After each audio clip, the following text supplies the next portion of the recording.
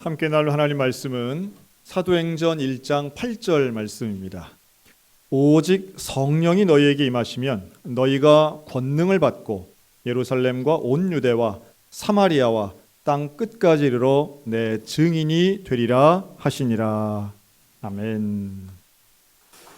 사랑하는 성도 여러분, 한 주간 평안하셨습니까? 우리 하나님의 은혜가 우리 모든 성도들과 또 그 가정과 일터 위에 날마다 함께 하시기를 주님의 이름으로 축원합니다. 따라 하실까요? 다시 사명으로. 이제 사회적 거리두기가 해제되고 또 앞으로 이제 더 많은 음식 취식 금지라든가 이런 것들도 또 코비드19에 대한 이해가 1급 질병에서 2급 질병으로 이제 낮아지면 정말 많은 것들이 또 한 번 달라질 겁니다. 참 놀라운 것은 우리는 강화된 사회적 거리두기의 통제도 참 쉽게 적응한 반면 해제도 상당히 쉽게 적응하는 것 같아요. 지금 인천공항에는 항공기가 만석이라고 하더라고요. 이코노믹석보단 비즈니스석이 더 예약률이 높고 단거리보단 장거리가 더 많은 예약을 보이고 있답니다. 또 지난 주말 야구장이 인원으로 꽉 찼더라고요. 젊은이들은 치맥을 즐기고 이제는 해제되어서 소리 지르며 응원하고 있는 걸 봤습니다. 멀리 갈 필요도 없겠지요. 아직 정식 개장도 하지 않은 임시 개장임에도 불구하고 현재 레고랜드는 많은 사람들이 오고 있습니다. 우리가 안 가서 그렇죠. 레고랜드는 명확한 나이 구분이 있는 곳 같아요. 그래서 사막산 케이블카는 그렇게 서둘러서 가시던 우리 권사님들이 레고랜드는 안 가시는 것 같습니다. 어쨌든 제가 어제 보니까 이 레고랜드하고 춘천역을 오가는 셔틀버스가 정말 80년대 서울 만원버스를 떠올리듯이 꽉 차서 가는 걸 봤습니다. 그 비싼 입장료에도 사람들이 온다는 것은 그만큼 다니고 싶고 뭔가 억눌렸던 것을 여행은 물론이고 놀이라든가 교제에 갈증이 있던 사람들이 이제 해소를 위해서 나오고 있다 이렇게 보여집니다. 억누를 수 없는 거죠. 사람들은 행복하고 싶고 즐거운 삶을 살고 싶어하는 그 기본적 욕구 이것까지 우리가 억누르기는 어렵다 생각이 듭니다. 뿐만 아니라 좋은 음식을 먹고 싶고 또 좋은 옷 갖고 싶고 좋은 집 좋은 차 가지고 싶고 좋은 동네 살고 싶고 좋은 학교 가고 싶은 마음들 인간적인 어떤 기본 욕구인 것 같고요. 그 욕구 자체는 악한 것 아니지만 그 욕구만 따라 사는 삶은 뭔가 부족한 삶이라고 하는 생각 지울 수가 없습니다. 한 단계 더 나간다면 남들보다 더 높은 자리에 올라가고 싶고 뭔가 이것이 내 자녀에게도 물려주고 싶은 이러한 마음들 소위 말해 성공 욕구는 인정 욕구와 함께 사람들 누구에게나 있는 거죠. 아마도 복음서에 나오는 성경의 제자들도 비슷한 욕구가 있었습니다. 그래서 예수님을 따라다니면서 그런 이야기 하죠. 예수님의 나라가 올 때 저를 예수님의 보좌 옆에 오른편에 좀 서게 해 주십시오 라고 하는 것은 하나님 나라를 의미하는 게 아니라 이 땅에서의 영광을 의미했습니다. 근데 이렇게 욕구를 따라가다 살다 보면 자기 욕심 채우고 자기에게 이득되는 것만 원한다면 그 인생은 결국 십자가 앞에서는 도망치는 인생 되더라는 거예요. 고난이 오면 그 사람의 실체가 드러납니다. 정말 이 사람이 뭘 원했던 것인가는 고난 앞에서는 분명히 드러나죠. 근데 그랬던 제자들이었습니다. 십자가 앞에서는 다 도망가고 죽음 앞에 두려워하던 제자들이 변합니다. 사도행전으로 넘어오면 이 제자들의 모습이 죽음을 두려워하지 않고 아주 비장하면서도 삶의 목적과 태도가 완전히 다른 사람이 되어 있어요. 그 차이가 뭘까? 하나만 이야기한다면 이들이 복음서와 사도행전의 차이가 있다면 이 제자들은 부활하신 예수님을 만났다는 겁니다. 부활하신 예수님을 만나고 이들은 전혀 다른 존재처럼 달라져요. 삶의 가치와 목적이 달라지고 말이 달라집니다. 태도가 달라집니다. 더 이상 사람의 눈치 보고 겁먹던 사람들이 아니라 자기의 이득을 쫓던 사람들이 아니라 담대하게 복음 증거하고 예수 부활을 증언하는 증인의 삶을 살더라는 거예요. 그리고 그 마음을 한 번도 바꾸지 않고 온갖 박해 앞에서도 순교를 감당하면서도 그 사명을 지키는 인생이 되더라는 겁니다. 아마도 부활을 눈으로 봤으니까, 또 부활하신 예수님을 만졌으니까, 그 허리에 창자국에 손을 넣었으니까 이들의 믿음은 온전할 수 있겠다라고 생각이 듭니다. 그런데 더 놀라운 것은 이들이 가서 전해요. 뭘 전하느냐 하면 예수가 부활했다라고 하는 걸 전합니다. 근데 이 전하는 것을 듣는 사람들은 좀 입장이 다르죠. 여러분 한번 생각해 볼까요? 내가 예수님 부활을 눈으로 봤습니다. 그래서 믿었어요. 이건 어떤 논리적으로 이해가 되잖아요. 그런데 보지 않은 사람들, 예수님 만져보지 못한 사람들에게 이 증인들이 가서 전할 때에 그걸 믿는다는 건 조금 받아들이기 어렵습니다. 예수님이 부활하셨어. 예수님이 승천하셨어. 근데 그걸 안 본 사람들 입장에서는 야, 그게 말도 안 되는 소리 하지 마라. 이러지 않겠어요? 근데 놀라운 건 그것을, 그 증언을 듣는 사람들 중에 많은 사람들이 그것을 믿고 그 믿음을 통해 구원받습니다. 놀랍게도 2000년이 지난 지금도 저와 여러분은 그 사실을 믿고 구원받은 줄로 믿습니다. 이게 어떻게 가능할까요? 이게 어떻게 믿어질까요? 기적은 있지만 그 기적을 믿는다는 건 전혀 다른 차원의 이야기입니다. 여러분, 오늘 성경은 분명히 말씀합니다.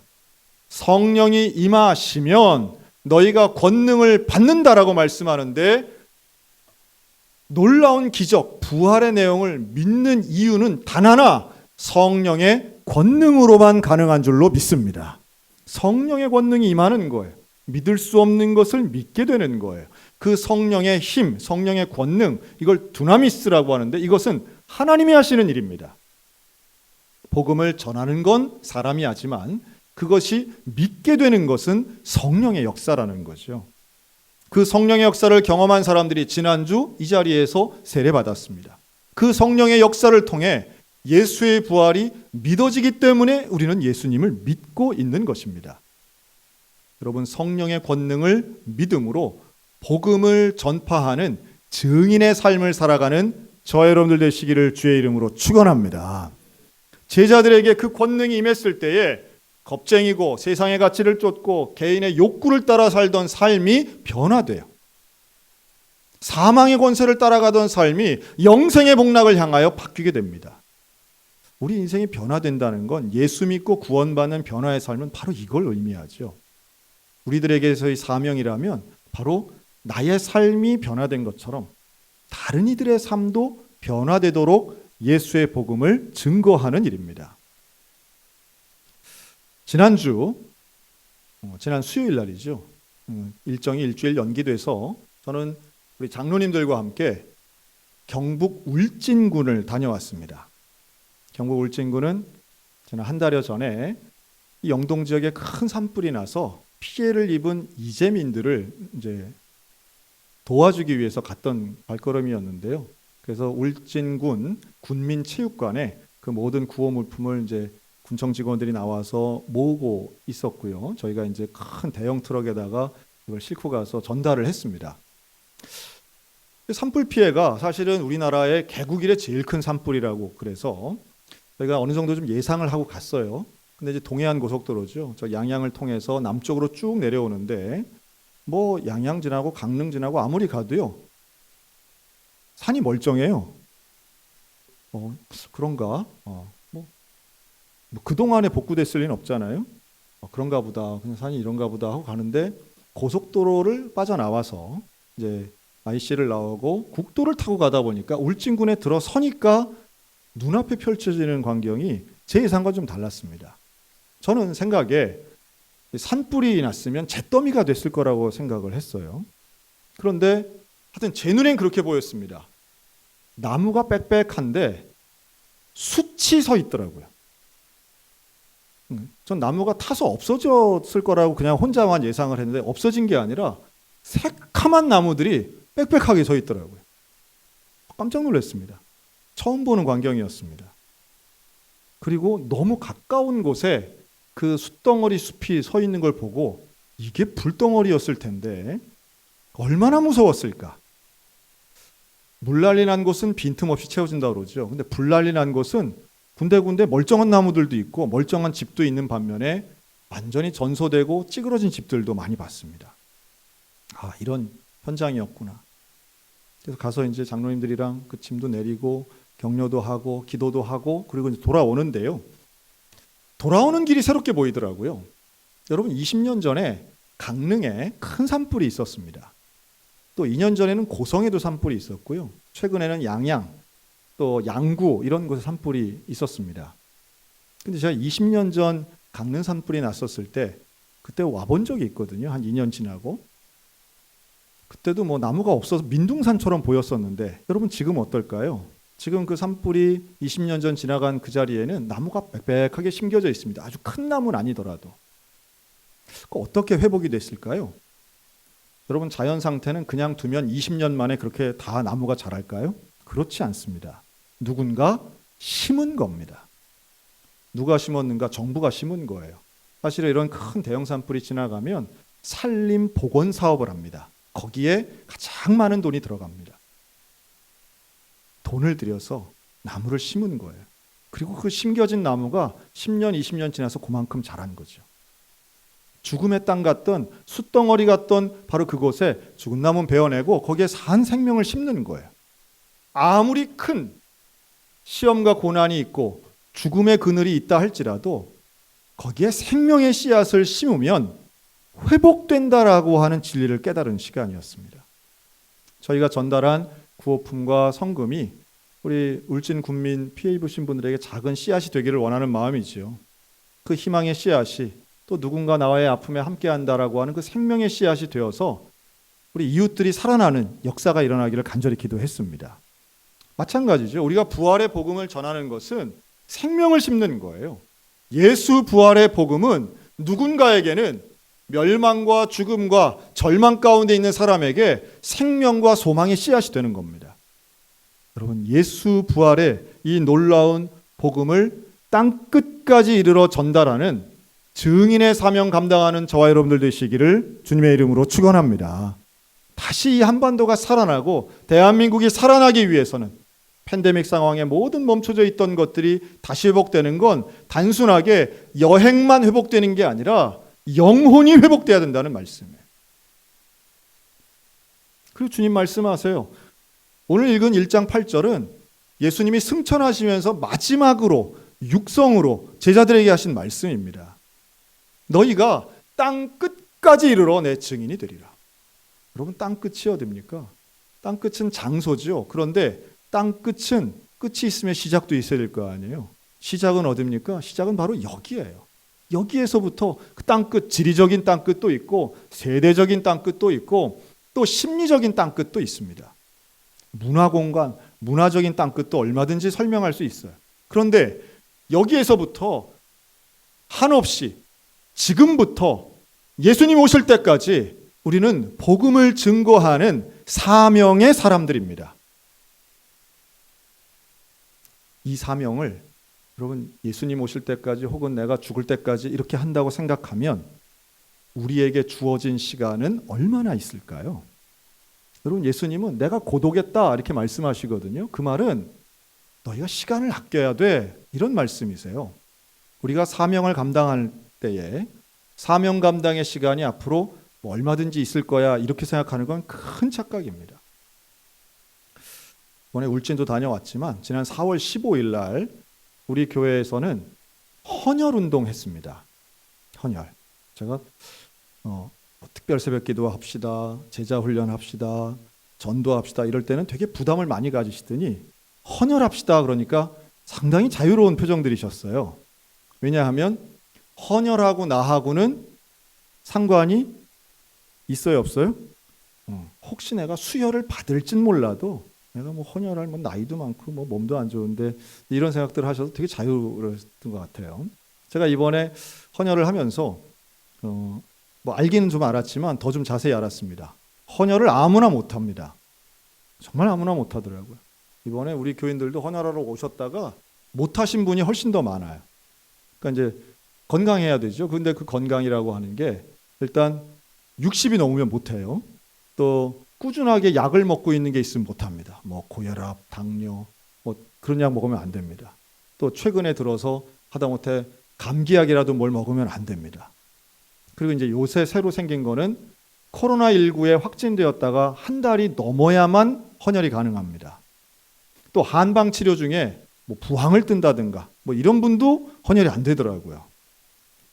그래가지고 뭐 1차적으로 문진해서 안 되고 2차 또 그 헌혈 차량 안에서 또 한 번 검사하거든요. 그래서 뭐 정말 많이 안 되셨어요. 우리 교회가 한다니까 우리 지방의 목사님들이 쭉 오셨어요. 임원이 다 오셨어요. 다 오셔가지고서는 그 뭐 문진하시더니 헌혈할 수 있는 분이 한 분도 없는 거예요. 그래서 졸지에 제가 이렇게 좀 비리비리해 보여도 제가 우리 강원 서지방에서 제일 건강한 목사가 돼버렸어요. 헌혈이 됐으니까. 어쨌든 참 그 뭐 약도 먹는 게 없고 코로나도 일찍 걸리고 다시 한번 말씀드리지만 우리 권사님 중에 우리 목사님이 우리 교회에서 1호로 뭐 코로나에 걸리셔가지고 제 1호 아니에요. 왜 제가 1호예요? 제 1호 아니에요. 제가 1호로 주보에 광고가 됐을 뿐이지. 작년에 보건소 직원도 많이 왔다 가고요. 작년에 뭐 가을 해서 제법 있으셨어요. 1호는 아니에요. 그러나 이제 제가 암치 해서 헌혈을 할 수 있는 게 참 감사하더라고요. 그러면서 생각한 것은 내 피를 주는 것도 내 마음대로 안 되는 거구나. 이게 뭔가 봉사를 하려고 해도 때가 있구나라는 걸 다시 한번 깨닫습니다. 하나님 주신 사명도요. 여러분 그거 미루는 건 얼마나 미련한 일인지 몰라요. 여러분 지금 아니면 안 되는 일들이 참 많습니다. 여러분 이재민을 돕는 게 10년 후 되겠습니까? 어려움 당했을 때 도와야지 그거 미룬다고 되겠어요? 하다못해 헌혈도 이런데 어떤 내 육체적인 것이고 피 뽑아서 주면 되는 거 아니야? 그렇지 않더라는 거예요. 조건이 맞아야 되고 의지도 있어야 하지만 그 때를 놓치면 못하는 일들이 얼마나 많은지 몰라요. 하나님이 우리에게 사명을 주셨는데 이 사명을 감당할 수 있는 우리의 인생은 너무도 짧습니다. 복음 전파, 부활의 놀라운 소식을 한 영혼을 살려내는 이 귀한 일을 함에 있어서 여러분 사명을 뒤로 미루지 않고 지금 주신 바로 이때에 땅 끝은 고사하고 바로 지금 여기에서 하나님 우리에게 주신 귀한 사명을 감당할 수 있는 우리 모두가 되었으면 좋겠습니다. 그러면서 그러시더라고요. 이렇게 제가 이제 이번 헌혈한 게 그 다 기록이 있어서 저도 참 오랜만에 했는데 이번에 한 10번째 한 거거든요. 그런데 이렇게 꾸준하게 하시면 60 아니라 70이 넘어도 헌혈이 가능합니다. 그러시더라고요. 여러분 전도를 누가 하는지 아세요? 전도는 평소에 하던 사람이 전도합니다. 일생에 전도 한 번도 안 하다가 나는 만 70부터 열심히 전도할 거야. 그거 잘 안 되는 거예요. 새벽 기도를 누가 하는지 아세요? 여러분 평소에 새벽 기도에 안 나오시던 분이 특별 새벽 기도회라고 나오면 반드시 겪는 과정이 있습니다. 한 수요일쯤 되면 열이 나요. 목요일쯤 되면 몸살 납니다.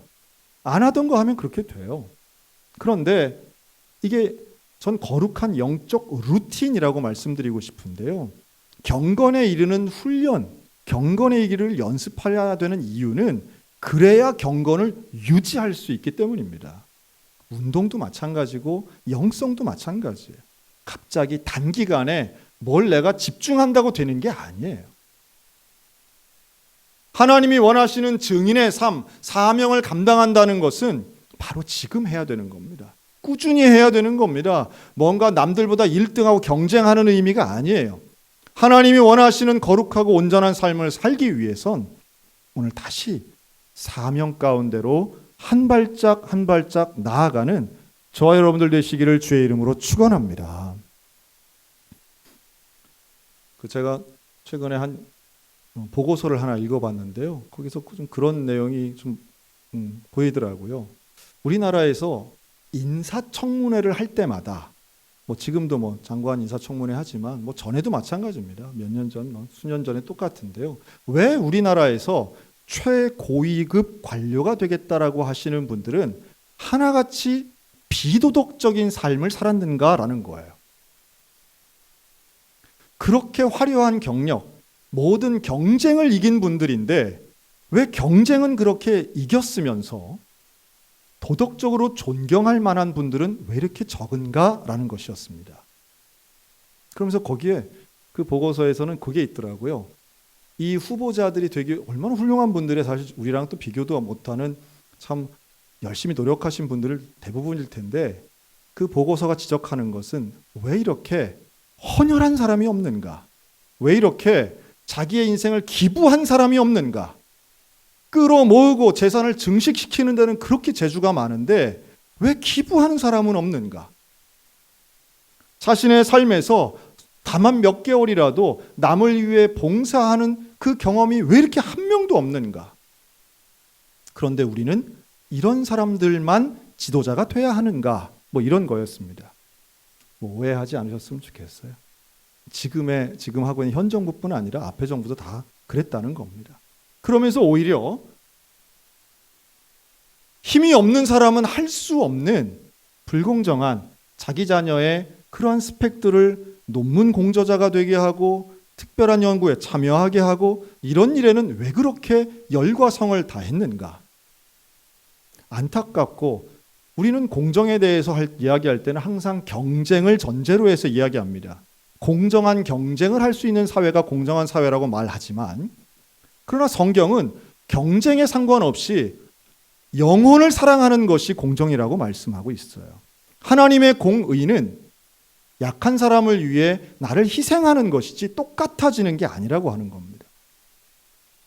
우리의 증인의 삶이라고 하는 건 결국 하나님의 뜻을 이루는 것이고 세상에서 성공하는 것보다 영혼을 사랑하고 영혼 구원하는 것이 더 중요하다는 것을 증인들은 알았기 때문에 복음서에서 달려가던 성공의 방향이 아닌 사도행전에서의 사명의 방향으로 뛰어가더라는 거예요.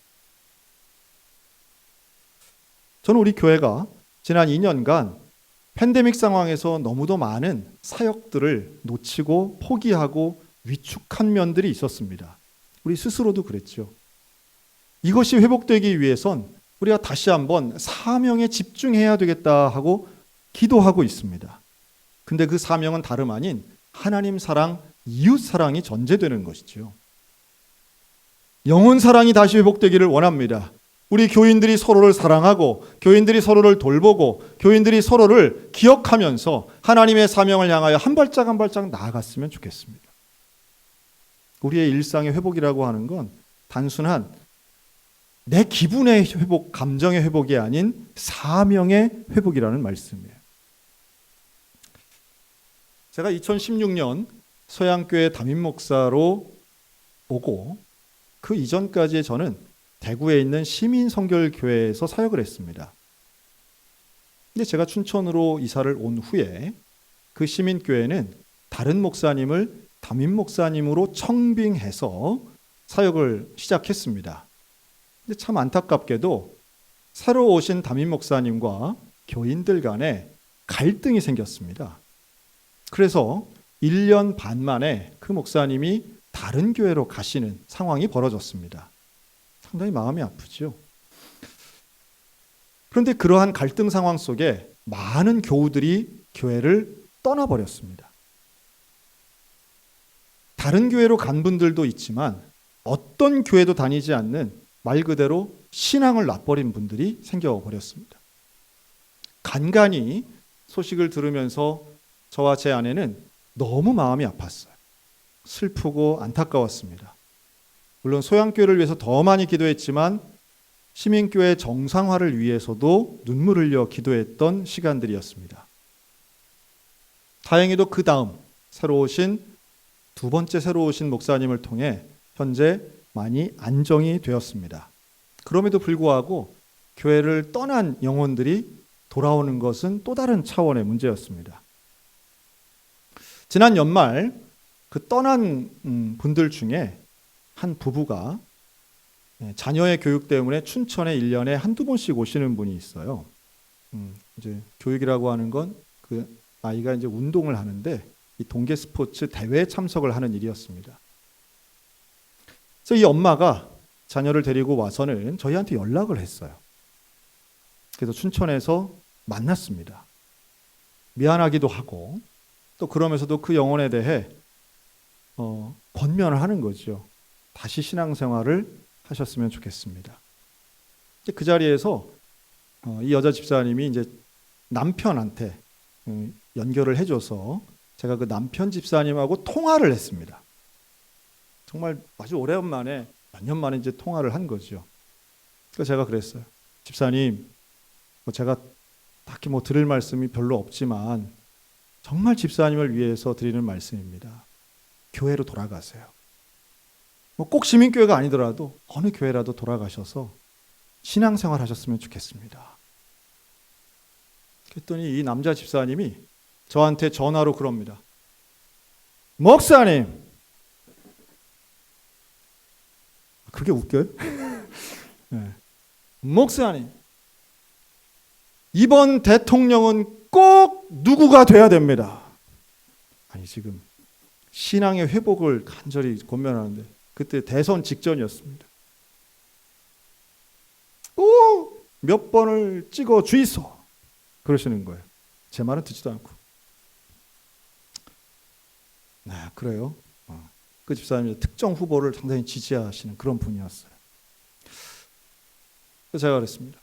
제가 그 후보를 지지하거나 이런 건 아닌데 집사님이 그렇게 원하시면 우리 집에는 유권자가 총 4명이 있습니다. 총 4명이 있어요. 저와 제 아내, 우리 아이들 둘. 총 4명이 있는데 제가 이 4명에게 그 후보를 찍어달라고 제가 말로 부탁해 보겠습니다. 맛있는 밥을 사주면서 제가 선거운동을 우리 가족들에게만 하겠습니다. 또 그분 지지하지 않아요. 그러나 집사님을 위해서. 그러면 받기만 하면 안 되잖아요. 제가 그분 찍어드릴 테니까 집사님은 교회를 나가시면 좋겠어요. 우리 교인들 중에도 참 많으세요. 도대체 목사님은 몇 번을 지지하시는가? 이건 저한테 아주 이렇게 해가지고 막 물어보시기도 하는데 저는 지지하는 정당이나 개인 없습니다. 저는 예수님만 지지하고 우리 교회만 지지합니다. 어쨌든 그래서 제가 인증샷을 찍어야 됩니까? 그랬더니 아닙니다. 목사님 하시면 믿지요. 이랬어요. 기도할 뿐이죠. 그래서 참 감사한 것은 바로 엊그제 지난주지요. 지난 부활절날 그 부부가 그 대구 시민교회 출석을 하셨어요.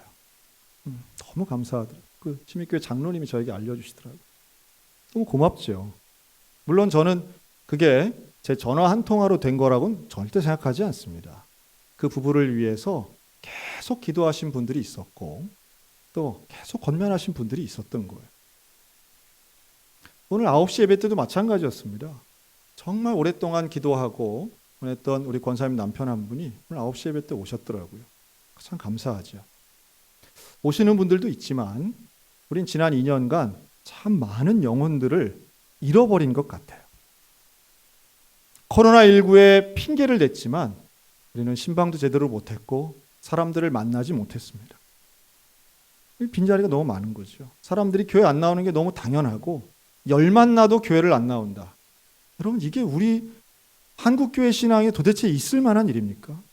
기침이 나서 못 가요. 목이 아파서 못 가요. 열이 나서 못 가요. 걱정돼서 못 가요. 남에게 전파시킬까 못 가요. 그럼 여러분 이제 다음 달 되면요. 이제 우리 버스 타면 옆자리에 있는 분이 열도 펄펄 나고 기침도 콜록콜록 하시는 분 우리 똑같이 버스 탈 거예요. 우리가 그동안 법처럼 생각했던 논리가 불과 몇 달 만에 그냥 일상회복이라는 말 가운데 다 이제 덮여지게 될 겁니다. 다시 정신 차려야 됩니다. 다시 사명을 회복해야 됩니다. 영혼을 사랑하고 하나님의 교회를 회복하고 우리가 무엇을 위해 살아가야 하는가를 다시 깨달아야 할 줄로 믿습니다. 최소한 저한테는요. 그 순간 누가 대통령이 되느냐보다 제 한 표보다 한 영혼이 더 소중하다고 생각했습니다. 그리고 그 생각은 변함이 없습니다. 유권자의 한 표도 소중하지만 하나님 입장에서 한 영혼이 더 소중한 거 아니겠어요? 정말 우리 교회가 영혼을 사랑하는 마음으로 잃어버린 영혼을 되찾고 앞으로도 사명을 감당하기 위해 한 발짝씩 걸어갔으면 좋겠습니다. 만나지 못하던 거 이제는 만나야지요. 사람 만나야 됩니다. 제가 회개하고 이제는 지난주부터 악수합니다. 야, 교회 나고 주먹이 웬 말이에요. 그거나 뭐 아무런 과학적인 차이도 없는데 이게 뭐 하는 짓인가 싶어요. 악수해야죠. 다시 만나야죠. 다시 회복해야죠. 다시 일어나야죠. 교제가 일어나고 선교가 일어나고 어떤 박해 앞에서도 굴하지 않았던 증인의 삶을 살았던 사도나 제자들처럼 오늘 우리들의 인생도 다시 일어나야 될 줄로 믿습니다. 좋은 자리, 편안한 자리 찾는 것이 아니라 사명의 자리, 생명의 자리 찾아서 나의 시간을 드리고 땅 끝까지 이르러 예수 그리스도의 증인 되겠습니다. 여러분, 이 고백을 다시 한번 실천하는 복음의 사명자, 한 영혼을 살리는 하나님의 거룩한 일꾼 되는 저 여러분 다 되시기를 주님의 이름으로 축원합니다. 아멘. 기도하겠습니다.